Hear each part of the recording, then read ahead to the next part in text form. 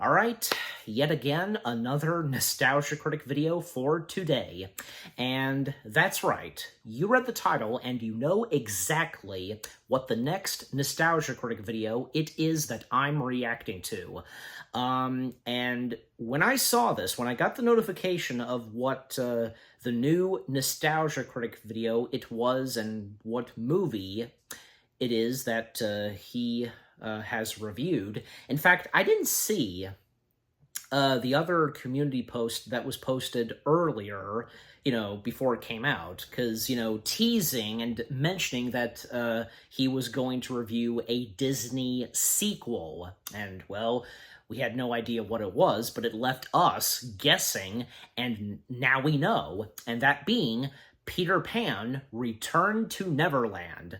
So yes, and again, when I got the notification and saw it, I was like, ooh, and just, I knew that I had to react to it as soon as possible.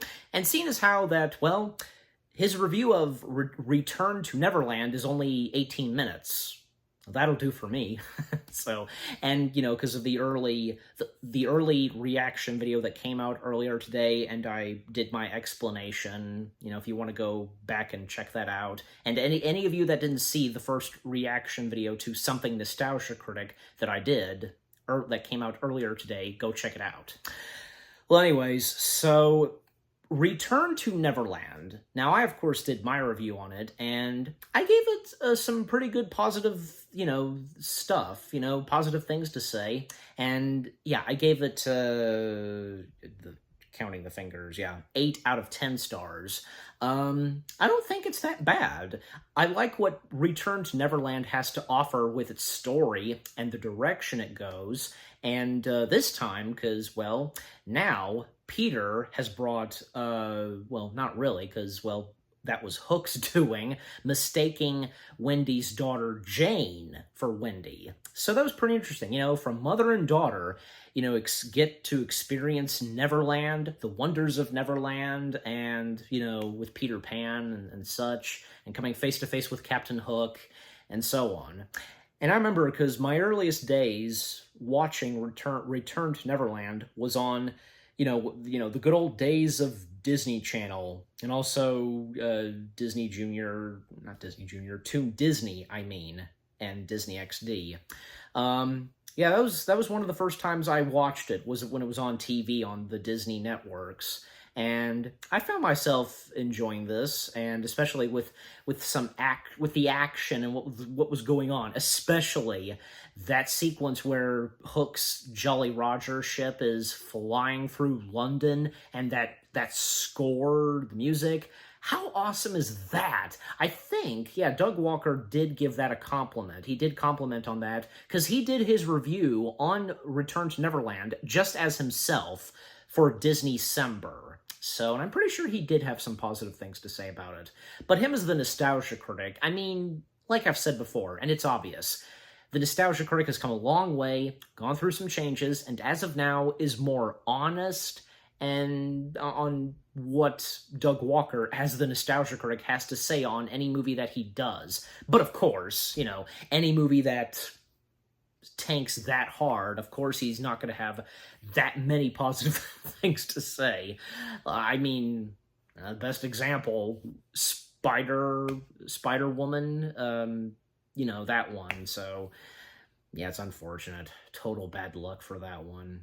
But anyways, so, but I'm pretty sure for this, and obviously he gave it a rewatch before doing his review on it as the Nostalgia Critic. So if he has different opinions, those opinions have changed. It can happen sometimes for us when watching movies, rewatching them, and if we would ever, review them, do a re-review on them, like I've done, so it all depends. And by the way, because one more thing, because, I think, because Doug did compliment on the voice acting, most notably Peter Pan and Corey Burton as Hook. Especially Captain Hook, Corey Burton. I should have said Captain Hook first and then Corey Burton, but still. And Jeff Bennett? if I'm saying his name right, yeah, who voices Smee. Now, he was good too, so... And of course, Hook and Smee, their chemistry in Return to Neverland, it doesn't disappoint. Good old Hook and Smee, you know. And also, the octopus... Yeah, I forget now what Doug said about the whole thing of the octopus. And there's a reason why we have an octopus in Return to Neverland, because they felt that, Disney felt that they ran out of jokes and ideas for the use of TikTok. You know, and I'm sure you knew about this, and I'm pretty sure nothing negative and such of Disney and with the TikTok croc, you know, so. And with the octopus, well, because he has his eyes on Hook as food, and, you know, it's very clever, because instead of TikTok, you know, TikTok, because that was with the TikTok croc, for the octopus, it's pock, pock, pock, so, yeah. So, yeah, poor Captain Hook. First the crocodile, now he has to deal with a hungry octopus, just, you know. Anyways, yeah, and by the way, Tinkerbell, because one thing about Tinkerbell, because still the same how she feels about, you know, girls with Peter Pan as she was with Wendy, so, yeah. And I'm also thinking of Guppy, you know, the big chubby lost boy, because... Yeah, it doesn't sound anything like how he did in the first movie, because that was a grown voice actor doing Guppy, you know, Wendy Bird. But in this, I think is it Spencer Breslin? I think so. Yeah, Spencer Breslin, Abigail Breslin's brother, and I know Spencer Breslin best for his role as Curtis from the Santa Claus films, and was also in The Shaggy Dog with Tim Allen. So that's actually 3 times that he's worked with Tim Allen. Actually, no. Make that 4, because he was in the movie Zoom. Yeah, does anybody know the movie Zoom? So, yeah. And nothing, not to be harsh on Spencer Breslin. He did good, but I think Wally Wingerton, if I'm saying his last name right, I think he was considered to do Guppy, but he only did the singing part of Guppy, I'm pretty sure. That was according to Wally. I remember hearing that. That Wally said it himself in an interview. But anyways, enough said, because now we're up to 7 minutes and I haven't started this. Well, you know, that happens in some reactions. I know I'm not the only one, but enough said. Without further ado, let's see what Doug Walker, as the Nostalgia Critic, has to say on Peter Pan, Return to Neverland. Okay. Okay. So, yeah, the volumes and the brightness. Come on. Okay, there we go. All right, it's all good. It's all good. Just make sure I got it. There we go. Wait a minute. Okay, it's all good. Okay, just had to make sure. All right, so here we go. The Nostalgia Critic's review of Peter Pan, Return to Neverland, and sometimes it's just called Return to Neverland, but sometimes Peter Pan's name would be in the title. I've seen this before, even especially on IMDb. I guess it doesn't matter, and how is it? Oh, it's just Return to Neverland. That's how it's credited. So apparently it's just Return to Neverland, but there have been times where Peter Pan's name has been in the title. What's up with that? I hate it when that happens sometimes with some movies. You know what I'm talking about? Just, yeah. All right, here we go. 3, 2, 1. Okay, begin. One notch. Okay. I had to be sure, because start it from 0.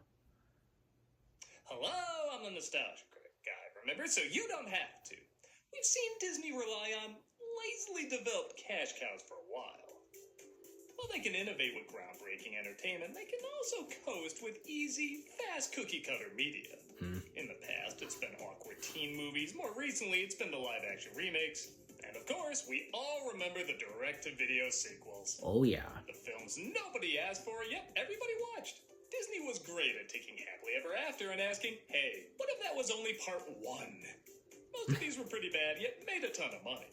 So much so that 2 films originally meant to be straight-to-video were given big-screen releases. Jungle Book 2, Mowgli's Killing Spree. Oh, wait, that's the book, seriously. Y'all need to read it. And Return to Neverland. It was ripped apart by critics, equally hated by audiences, and I think it's okay. Okay, so yeah, I was right, because he did have some positive things to say and thought it was decent. Almost 50 years after the original, Return to Neverland admittedly really doesn't need to exist. 50 but years? for a film that's entirely pointless, Almost I 50 found it kind of years. charming. I don't know. Maybe I'm just comparing it to the other awful sequels that came out, but it's not afraid to be aggressively harsh at times. It continues the story while also bringing us sections of the book that were left out of the first version. And the animation is beautiful, particularly at a time when Disney was phasing out its hand-drawn films.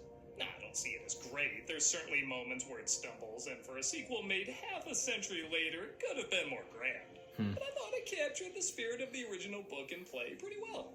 I do wish it would go further, like what the Fox show did in the 90s, still waiting for a digital release Disney. But for no doubt the limitations Disney must have Disney given didn't do to this, that. I think it turned Did out they? an okay flick. What makes me give this sequel a pass and others? The Boo Box. Well, let's Mulan fly 2 on. gets the boo box. This is Return to Neverland. Okay, here we go. The intro already starts off pretty cool with some beautiful clouds above London showing us silhouettes of the previous film. And this already callback. feels more visually creative than other nostalgic callbacks like... When you take on the responsibility, great power will come. I also like the reveal Peter is a little less That's something creepy else, Peter than Pan? the original that looks like a horror film from Neon Pictures. The story always ends. I get the it. same. Peter Pan shouts. Keep the Goodbye. mouse away from my IP! Wendy grows up, played by Cat Susie, and has a family of her own, along with Well, a son named Chippendale- Danny and a daughter yeah. named Jane, played by Harriet Owen. The second star to the right. Oh, you just lost a second star right there with that pop song. Yeah, it's sadly one of the most jarring things about this sequel. songs. The songs aren't timeless like the original, but rather the most 2002 thing you can get. The second star Ain't that the truth? You get those early 2000s Soundtrack more vibes of 2002 would be songs. Britney Spears' movie Crossroads. And the only reason I say that is because it beat this movie at the box office. So going that direction didn't work anyway. to tell you that the dream That I did not know until now. I also like Peter Pan gets top billing, as if he's going to be in other 2002 movies like Rollerball or Star Trek Nemesis. Our story begins in difficult times. Yeah, coming out the same Disney year. in 2023. Actually, this takes place during World War II. Huh, should've Fitting. gone with Windtalkers on that last joke. As Jane's father is How many drafted, more are there having gonna to leave be? his family behind. I want to go with you. I need you here to take care of your mom and Danny. Can you do that for me? When there's a smile in your cherry. Yeah, not even 5 minutes in, and we're already in the Disney version of The Pianist. I give credit they're going this dark this early. However, the same care doesn't always transfer to the characters' Well. names. What is it, Nana 2? Nana 2? That's some Belle's Magical World writing there. What was Jane's original name? Wendy Jr.? No. Right now, here we go into the bomb shelter. Sorry, I have to respect a Peter Pan movie that has the line, into the bomb shelter. I don't like freezing bombs. For a moment, it sounded like cannons. On a pirate ship. Oh, great, now I'm scared of pirates. You are terrible at this. Jane makes it home alive. But he doesn't get Again, afraid. I love I have to start off a Peter Pan movie clarifying that. And she tries listening to the radio while Wendy tries to distract her son with stories of Peter Pan. Hope will never win as long as there's faith, trust, and pixie dust. Hey, what's this rated? Explosions go quiet, but Wendy is told her children have to be put on a train to send them away from the bombings in London. Where? All the children are being Which I don't think evacuated. happens But you'll be safe there. later both of on. you. I even hear 1 in 5 houses have magic wardrobes that take you on adventures even more scarring than World War II London. Peter Pan isn't real. True. People don't fly. She's told to keep telling Danny stories of Peter Pan, but Return to forces Neverland Jane and to grow Narnia faster than she both expected. took You place must have during faith. World War II. Trust pixie dust. Mother, those are just words from your stories. They don't mean anything. You were the leader of a resistance. You know how stressful it is. This is honestly a well-played Kathy Suzy? emotional moment ruined by, you guessed it, the out-of-nowhere lame-ass pop song. I tried. Well, this was the early 2000s, so Oh, don't make me say What can you it. do? Don't make me say it. I feel like Phil Collins would have done this better. But only because he would have elevated from dumb to stupid. And sure, the original has songs that aren't sung by the characters either, but No. sing me one song from this movie right now. Don't even think about it. You can't do it, but the other, Following the Leader, When There's a Smile in Your Heart, they're just better.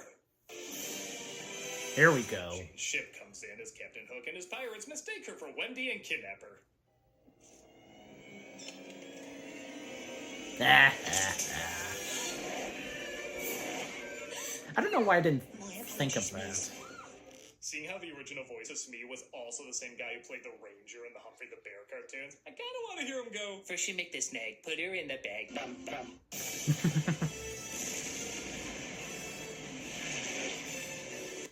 Do I even need to say why this scene is awesome? It could have just come from them throwing her on the ship and making their way to the star.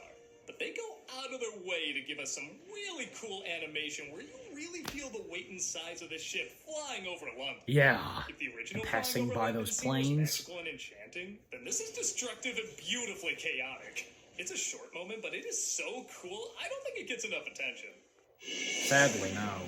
They teleport to Neverland using some of Mary Blair's original design from the first film. That's a nice touch. And Hook plans to use Jane as bait to lure Peter Pan. An archival clips of the first film.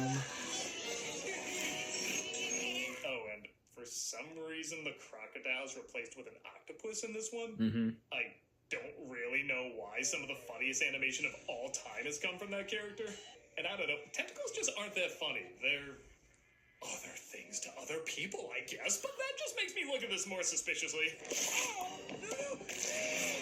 Oh, the crocodile bought me dinner first. As Corey Burton as Hug and Blaine Weaver as Pan, and honestly, most of the replacement actors do a good job recreating the sound and charm of the original character. Yep. Well, if you're Wendy's daughter, you're gonna love it here. Touch the rainbow, mother! Yeah, that doesn't work as good. Fly past this portion as fast as you can. No time to see anyone. They're all just somewhere else, feeding their cats. Oh, goddammit. Shanghai Hong Kong. Too young. Fortune cookies always wrong. She did that on purpose. She's just jealous. All girls get like that around me. Anyone else feel like Peter grew up in the Gaston? He takes her to his hideout and introduces her to the Lost Boys. Slightly, Nibs. Our individual names are Nana 3 and Nana 4. Cubby. Well, they are twins. Toodles. I like they got actual kids to voice the Lost Boys, as the originals did sound like Patrick the Starfish half the time. Oh, terrible what? Wendy bird. Just Cubby. I also like Just Cubby, okay? Wiping your memory a little bit more in this one, as Jane is not even there for a few minutes and she already has trouble remembering her brother. You remind me of someone I know. The animal skin, the human face, the random attacking of a girl. She tries to leave. Never her gonna to let the that go, balance, Doug. surprisingly cheering her Making ex. jokes of I have to get back Nick to my Cage in a family. bear suit. Why? Because if a certain rank saw a certain flying ship, they'll probably be stopping here too. The heart of the movie really is around Jane having both the same yet opposite problem of her mother. They're both forced to grow up too quickly, but unlike Wendy, who valued her youth but learned the importance of maturing, Jane sees the importance of maturing but has trouble valuing her youth. I just want to go home. Well, you know, the only way out of here is to fly. I guess that shit don't make you fly from Neverland to Wonderland. Pan tries to teach Jane to fly, and while the slapstick isn't anything that great, this bit makes me laugh hard. Even Wile E. Coyote would be like, there's internal bleeding there. Well, maybe not. Hey folks, we're starting YouTube memberships. If you want access to emojis, polls, Yeah, no behind-the-scenes sponsor, videos, and other 'cause- perks, check out and see if you want to become a member. And I'll be playing Final Fantasy VII every Friday on Twitch. I've never played a Final Fantasy game before, so I'm excited I don't to think see I what mentioned they're this. like. Hope to see you They're there. on YouTube. I enjoyed where Doug played the Lego Star She Wars. sees none of them are taking game. anything seriously. She curses them all, including Tinkerbell, Kingdom saying Hearts a she little, doesn't too. believe in fairies, instantly making her sick. Yep. At first I thought, oh man, we're doing this in the first film again, but then I realized I never did this in the first film. No. It's one of those moments I Mandela affected in my head. I'm so used to seeing it in every version I of never had Peter Pan, that. which I forgot this wasn't in the original Disney movie. And it feels so natural that it should be there. Another bit missing from the first, Hook's manipulation of Wendy. And in her the original, her daughter in this version. Tinkerbell, because of the bomb, the explosion. Tell me you wish to return home. I guess we got something similar with Tinkerbell, but because of that, you had to skip the other famous scene of believing in her to restore her life. I mean, how did she survive that with just a pep talk? I know bodies don't Well, sound thanks to like he feels because Peter, they're in the all talk other that he versions, said to but her, these takes what on he these said to her, that characters is. are so iconic. It does make a difference to see it done with this Tinkerbell and this Captain Hook. Hell, even Jane is technically a character from the story. She just makes an appearance at the end. And fittingly, I don't think Hook manipulating this version of Wendy would have worked. She seems too smart and dedicated to Peter. But Jane doesn't even like Peter, and is desperate to get home because she takes the responsibility her father gave her so seriously. For these characters, this legit works. Also, this picture of Hook's mother is spectacular. I was wondering about that. I love it because you have to ask the question, did he dress up like that for the picture to trick her? Or does his mother actually have a mustache and two hooks? Either answer is hilarious. Either one. My treasure. He says Peter took his treasure and the crew would mutiny if they returned home without it. I guess we're in the same boat. The same boat. That's it. How did he not cut himself while doing that? That's He makes a deal that if she helps him find his treasure, he'll help Okay, her. that got me. Granted, I'm not sure why he can't I just knew leave it was them coming, behind. actually. It doesn't look like they moved, and for that matter, who the hell did they hang recently? We don't get Jane to believe in fairies. Tink's light's gonna go out. As Tink starts Maybe to that's fade, not the Peter part. thinks Maybe her that's not what it's strange faith for and having to fun and them. Imagination will get her Hung. believing in fairies once more, saving her life. She tells him the game she really wants to play is treasure hunt. Treasure hunt? That's a great Well, that was idea. funny. Again, I like the idea that boys are tricking her to save Tink's life while she's tricking them to try. That was to- funny. Pretty Toodles sure there's lifting no up the characters in Neverland puddle of who actually water. tell the truth. This also leads to the only song actually sung by any of the characters, and We play to sing on limbs of trees till we wake up the bees. you know, maybe there's just not meant to be songs in this movie. I feel bad saying that because apparently They Might Be Giants wrote this song, and I like them a lot. And maybe if they sung Oh, it, they this would did work. it. Oh. But with these kids, you're almost as bad as. Okay, I can't go there. No, They don't. lead her to the treasure and even welcome her as their first lost girl. Cut Wish a break, will ya? Yeah, there are pirates in this movie, right? Yep. Thank you. Yeah. We do get that lame-ass liar reveal third act where everybody hates Jane for betraying them and there's a huge misunderstanding and everybody sulks. Two good things about it, though, is A, it doesn't go on that long, and No. B, it is kind of worth it for this Captain Hook joke. You see, he made a deal he wouldn't harm a hair on Peter's head. now. This is the one I won't harm. Here you keep it. I love a-holes with loopholes. His laugh is also And Hook pretty is- great. No one Yes. can save him now. Oh, good old Corey Burton. God, it's like he screamed at a spider and then found out the spider was funny. When Jane discovers Tink Never is thought of gone, that. She quickly finds her and tries to bring her back to life. Again, I'm so used to seeing this character glowing that to suddenly see her not glowing is surprisingly jarring. Oh no, Sad. this is all my fault. The scene is very effective apart from, you know. Nah. You know those applause signs that go off above a studio audience? This is remember sad music makes you cry, not the sad music, but something that sounded like the sad music. Please cry. You know the drill, though. She believes that brings her back Thought I to was life, gonna and they go to save Peter. Insert crying audience audio. Admittedly, I am kind of sick of the climax always being on a pirate ship. I mean, Neverland's not Rhode Island. There are places you can go. But it gives Jane an okay arc as she finally learns how to fly.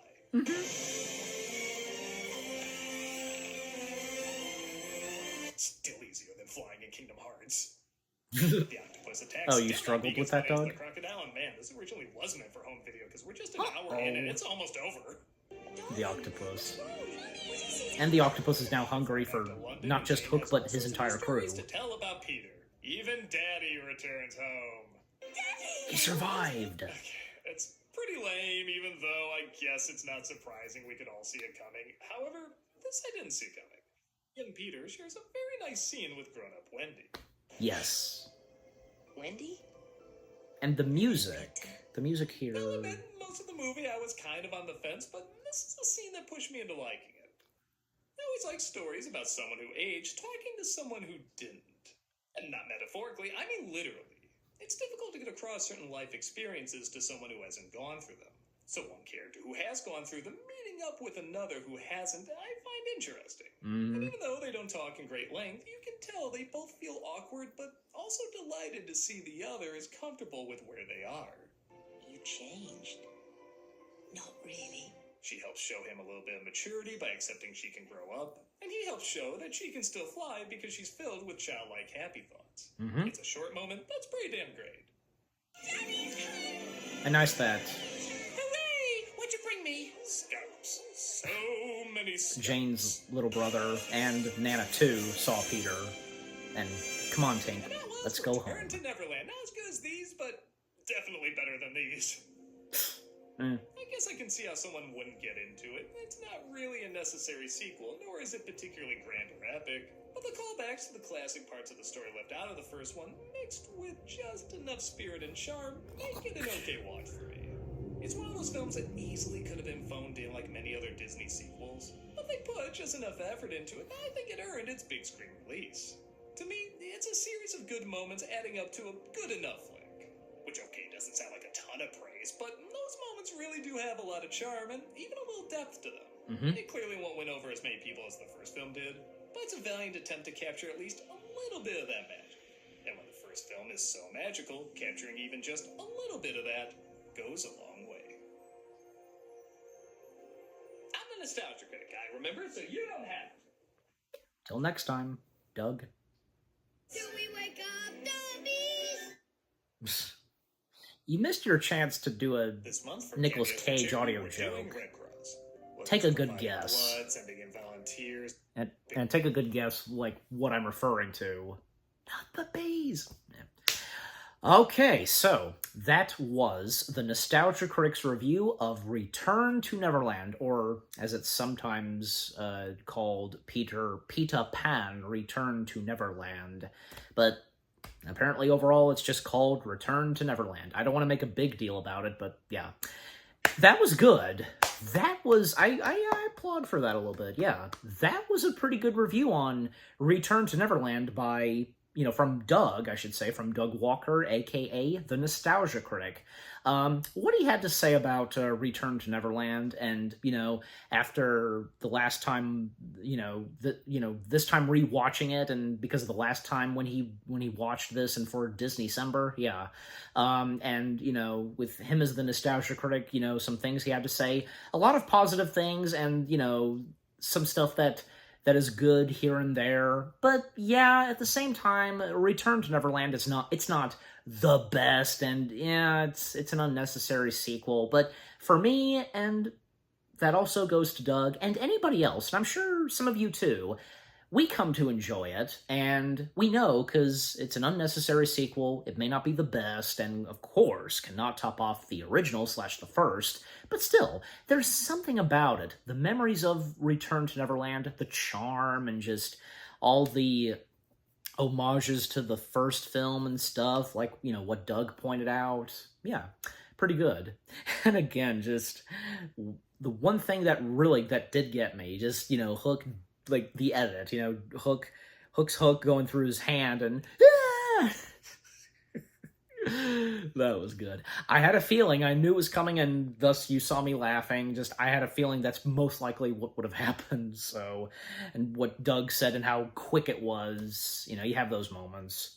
And by the way, because I meant to bring this up, and now that the video's over, yeah, the Indians not appearing in the sequel, yeah, it's very understandable. I totally get it. I know, because, but the thing is, here's this, and I know I've heard this from others. What do we do about it? We learn from those mistakes that were in those old animation materials, the cartoons, and so on. We learn from our mistakes from those, and so on.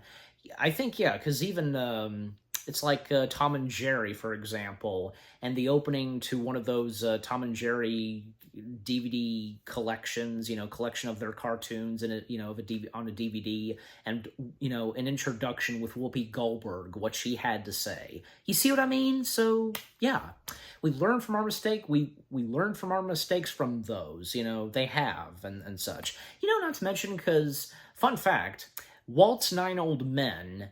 They admitted that the Red Man stuff in Peter Pan was in poor taste. They did admit that.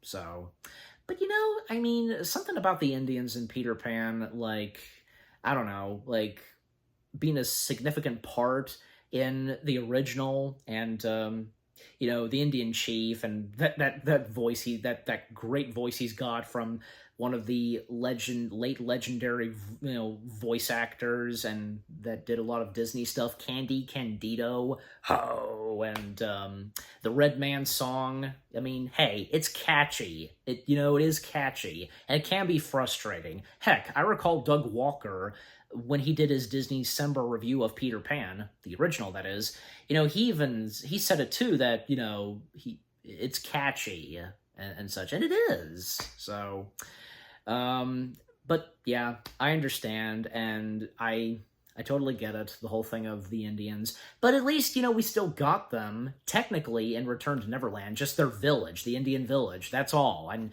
that's pretty much all we needed. And, it's somehow, because it's understandable why they did not appear on screen. It still worked without them, and what part would they have?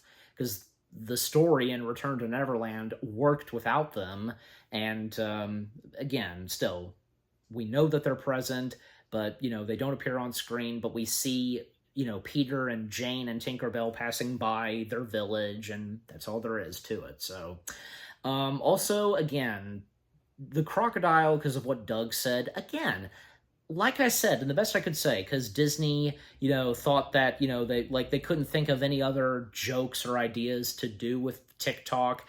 I read this in Return to Neverland's IMDb page in the trivia. I'll have to go back and look. But I think the octopus was fine. Not to mention, because, when Jake and the Neverland Pirates happened, we did get TikTok croc in that, but we did also, I'm pretty sure we did get the octopus as well, because the octopus in Jake and the Neverland Pirates is the exact same color as, the octopus in Return to Neverland. So, I think, and also did it have purple spots on? Did the octopus have purple spots? I'll have to check again, but yeah. Yeah, what else? Is there anything else I want to mention? Well, I think that's pretty much it. I mean, this is popping in my head, Corey Burton, because again, Corey Burton did a spot-on job as Captain Hook, the voice of Captain Hook, and What's-in-Face, who was the voice of Peter Pan. It's like Bobby Driscoll and Hans Connery. They never died, and it's like they somehow are alive, and in this, and voicing the characters. Do you know what I mean?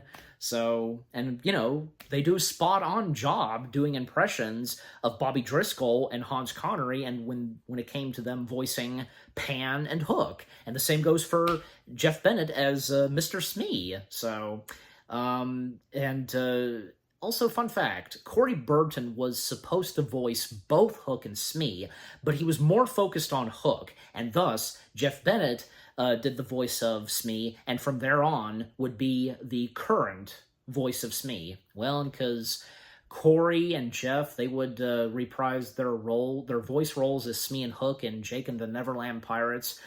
I remember reading that Corey Burton wasn't sure of how it would be for Hook being in a preschool Disney kids show, but of course it worked, and he realized that, yeah, it was working, so yeah.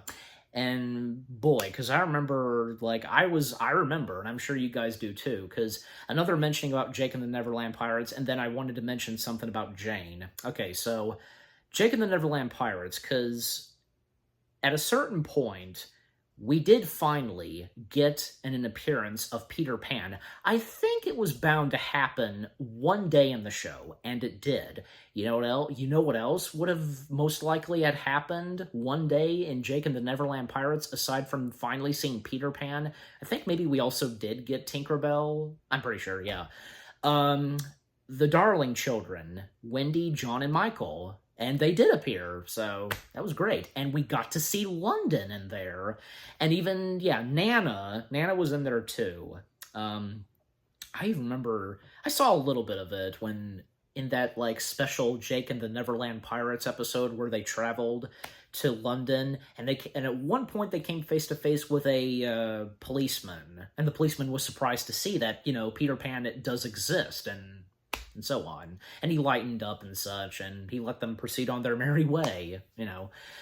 Okay, so aside from that, Jake and the Neverland Pirates, Jane, because one thing that Doug brought up about Jane is that, well, Jane, she does exist in the books themselves, and appearing at the end now, because now it's Jane who gets to travel to Neverland, just like how her mother traveled to, well, Neverland. So, and by the way, because a mentioning of the 2003 Peter Pan film, so I just realized, because when I can say Peter Pan, like, I can say it with the T in my British accent, Peter Pan, but with my regular voice, Peter Pan, I can't, so it